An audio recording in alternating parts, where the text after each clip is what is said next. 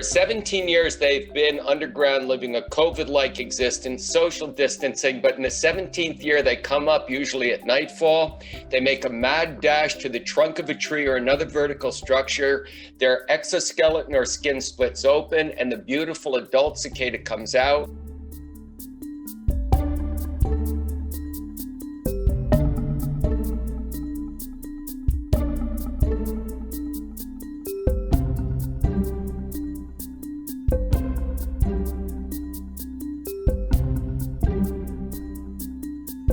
They look ugly and they're scary and they just look nasty.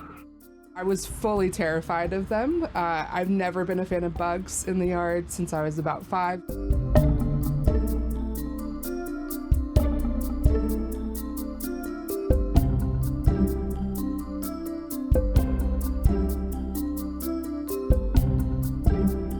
It's just another distraction after a hard year, so I think everyone's happy to look at some cicadas.